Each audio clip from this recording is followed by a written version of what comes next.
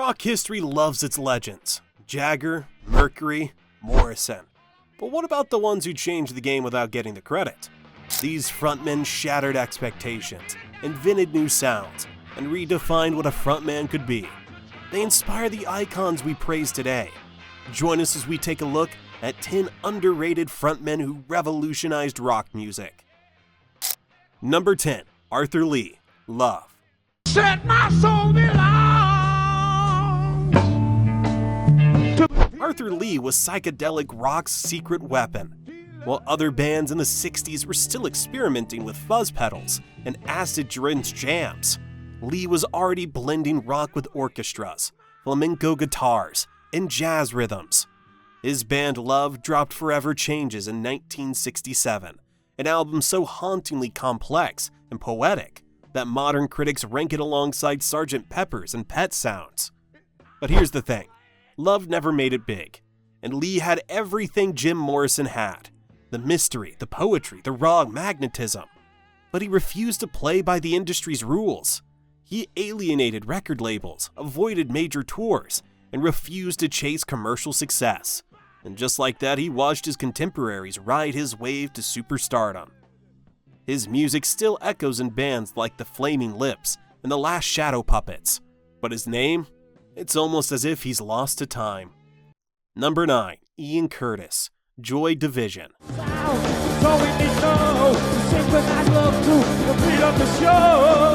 Some frontmen command the stage. Ian Curtis, he looked like a man possessed. The first time Joy Division played live, audiences didn't know what to make of him. His deep, droning voice felt like it was pulled from another dimension. His lyrics, dark, poetic, and gut-wrenchingly personal, were as unsettling as they were beautiful. And when he moved, it was less dancing, more an involuntary trance-like state. It wasn't an act. Curtis suffered from epilepsy. His erratic movements on stage often mirrored his real-life seizures. But that didn't stop him from reshaping rock music. With just 2 albums, Joy Division laid the foundation for post-punk, goth, and alternative rock. Bands like U2, The Cure, and 9 Inch Nails owe their DNA to Curtis's raw intensity. But he never lived to see the impact. On the eve of Joy Division's first US tour, he took his own life at just 23. The band evolved into New Order, but Curtis, he became a ghost, forever lingering in the echoes of his own music. Where Curtis channeled despair, the next frontman turned chaos into an art form. Number 8. Corey Glover, Living Colour.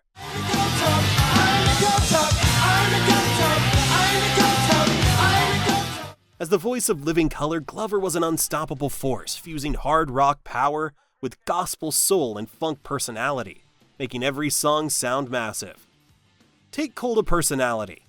Glover doesn't just belt those lines, he roars them with an intensity that demands your attention. It's pure, arena-shaking power. Or Love Rears Its Ugly Head, where he flips the script, shifting into smooth, seductive crooning, before effortlessly launching into his signature wail. And then there's Open Letter to a Landlord, a song where his gospel roots shine through, dripping with raw emotion as he pleads for justice over a soaring rock backdrop. But Glover wasn't just a vocal powerhouse, he was also a trailblazer. Living Colour crashed through rock's racial barriers at a time when the industry tried to pigeonhole black artists into R&B or hip-hop. Their success forced the world to acknowledge that rock and roll was always rooted in black music, and Glover's electrifying presence put that fact front and center.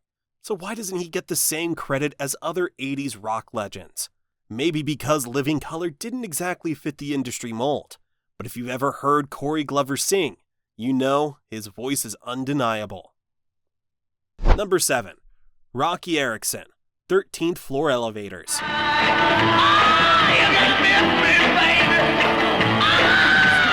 Before psychedelic rock became a movement, Roky Erickson was already living it.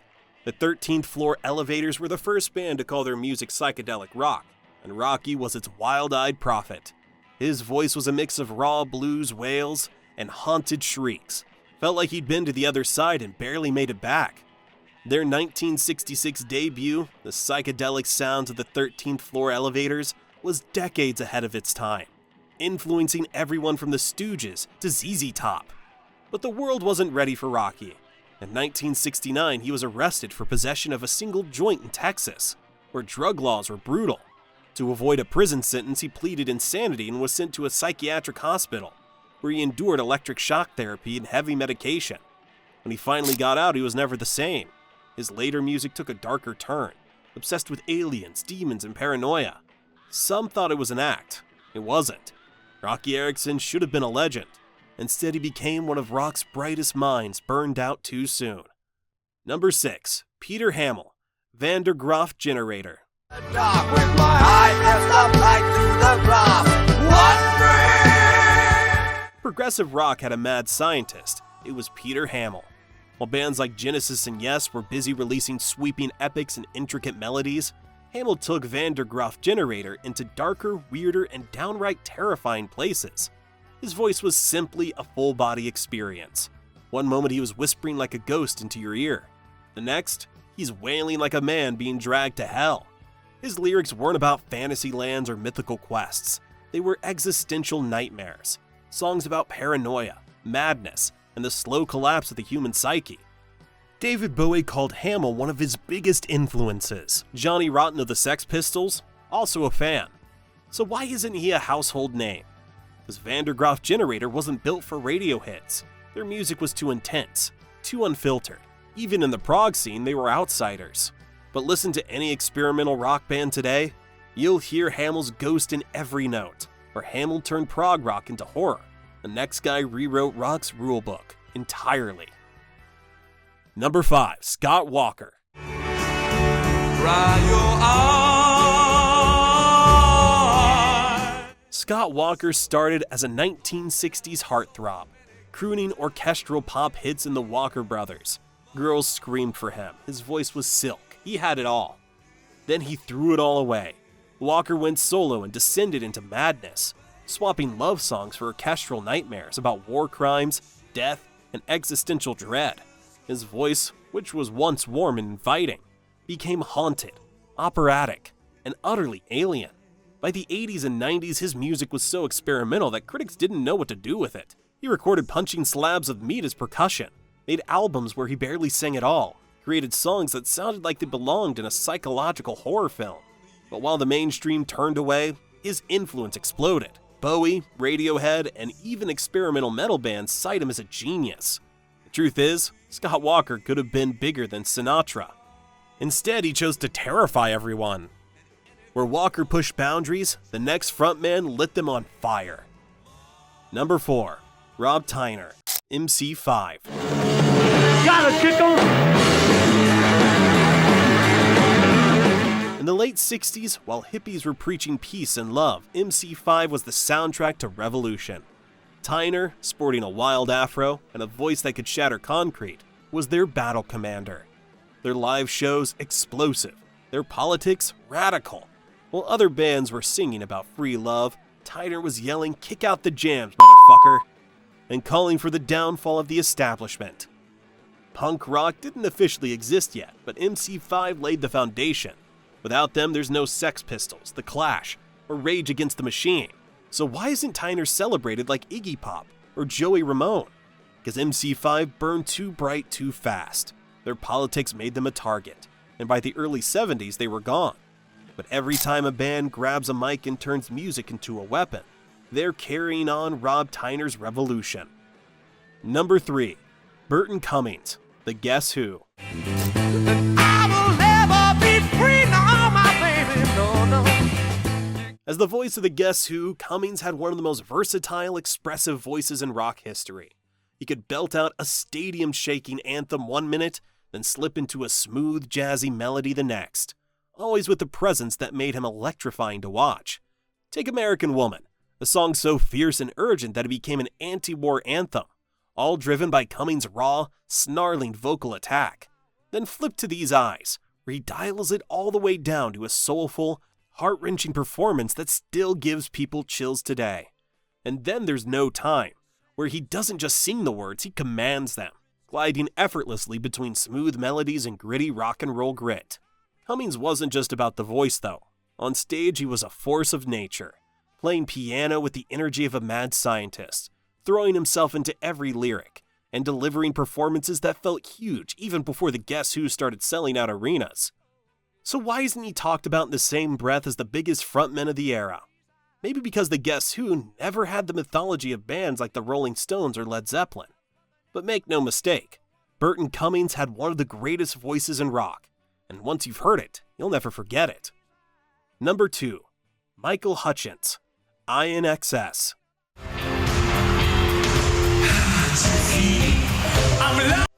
Michael Hutchence was a force of nature. The man had Jim Morrison's mystique, Prince's panache, and Jagger's moves, all wrapped in a voice that could flip from a sultry whisper to a full-throated wail in seconds. On stage, he was pure magnetism, shirt unbuttoned, eyes burning, body moving like he owned the world. And for a while he did. INXS ruled the 80s, blending rock, funk, and new wave into stadium-shaking anthems. Hutchence was their heartbeat, selling every lyric with raw, untouchable charisma. But somehow he never gets the credit of a Bono or Springsteen. Why? Maybe because INXS straddled too many genres. Maybe because the 90s grunge wave made frontmen too cool to be sexy. Or maybe because his life was cut tragically short at just 37 years old, leaving his story forever unfinished. But put on Never Tear Us Apart or Need You Tonight, and tell me he isn't one of the greatest to ever do it. Number 1. Eric Burdon, The Animals.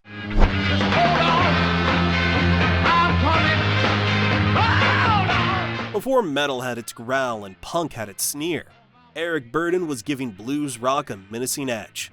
While British bands in the 1960s were polishing their sound, Burdon was making his raw, dirty, and dangerous. His voice, a snarling, soul-drenched powerhouse that could sound equally at home in a smoky blues bar or a fistfight.